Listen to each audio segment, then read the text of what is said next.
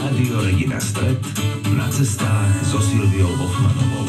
Silvia sa o 11:14 nachádza v Liptovskej Porúbke. V sobotu 23. augusta sa tam chystá beh na kopec Sleme v Nízkych Tatrách.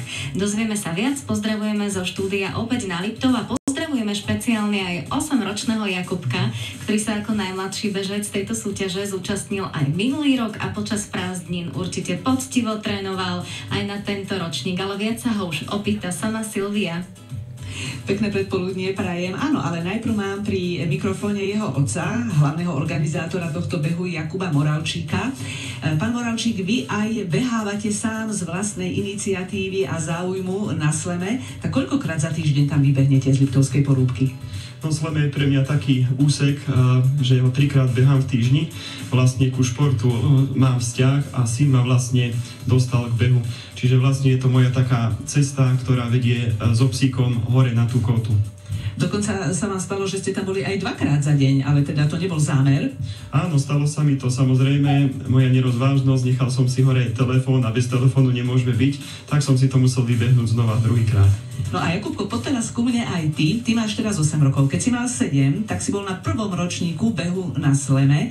Naozaj si to celé vybehol hore? Niekedy som aj kráčal a niekedy som aj bežal, lebo ten kopec je taký strmenší. No, takže tá trať je ťažká. Bol si aj taký udýchaný, že si musel zastať a vydýchať sa?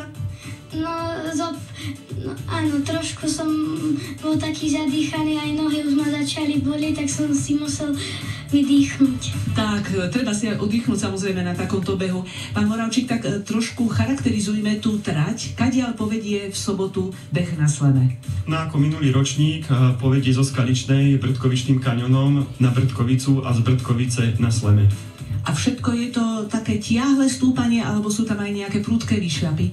Áno, sú aj také stojky tam pod Brdkovicou, čiže preverí to fyzickú zdatnosť každého jedného bežca. Koľko vám to trvá hore?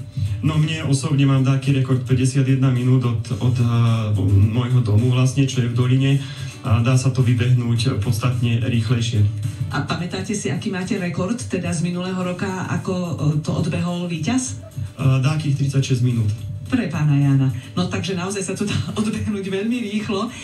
Ešte doplňme, že Sleme ako kopec v Nízkych Tatrách je spojený aj s históriou Slovenského národného povstania, pretože počas neho tam spadlo lietadlo, bolo tam 19 obetí. Tak s tým súvisí vlastne aj medaila, ktorú ste pripravili na tento druhý ročník a je to začiatok série. Tak ako ste to vymysleli, tú medailu? Áno, je to taký, to bude ťahuň pre ďalšie ročníky, podľa môjho názoru má byť 20 medailí a každá medaila bude vlastne venovaná jednej obeti, ktorá zahynula na kote Sleme a tá 20. bude venovaná lietadlu. Pretože dodnes tam tie trosky lietadla sú, to je tiež zaujímavosť. Ešte doplňme, po akom povrchu sa bude bežať túto sobotu? Je to lesný chodník, turistický, čiže vlastne beží sa lesným terénom. Treba si dať pozor. Tak samozrejme, aby členky nezostali potom vyvrtnuté, aby dobre držali. Vy ste už začali tú prípravu a teda súčasťou tej prípravy je aj úprava toho chodníka. Tam ste boli presne včera, tak čo sa vám podarilo spraviť, akú prípravu? Áno, spriechodnili sme chodník, hlavne stromy nám pomohli poľovníci s tým. My sme niektoré úseky trate prečistili a aj vykosili.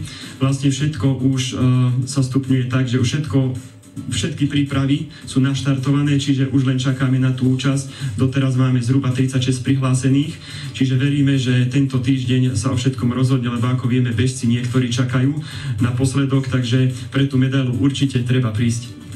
A začať takú peknú sériu.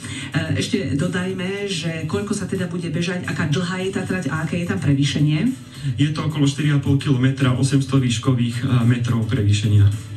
No a ja dodám teda, že po štarte bežcov v sobotu v doline Skaličná, to nájdete veľmi ľahko, o 7:45 sa na trať alebo na turistický chodník vydajú aj turisti, pretože beh sa koná súčasne s tradičným výstupom na Sleme. A posledná otázka, pán Moravčík, dá sa prihlásiť ešte aj priamo pred štartom na mieste? Áno, priamo sa dá prihlásiť na mieste. tak si to môžete vyskúšať, beh na sleme, alebo len chôdzu na sleme potom so skupinou turistov. Všetkým bežcom, ale najmä 8-ročnému Jakubkovi želáme zo štúdia Rádia Regina Stred, aby v sobotu vládal vybehnúť na kopec Sleme v Nízkych Tatrách 800-metrové prevýšenie, tak to už bude námaha, aby Jakubkovi teda vydržal dých. Zajtra bude s mikrofónom Rádia Regina Stred cestovať po strednom Slovensku Marcel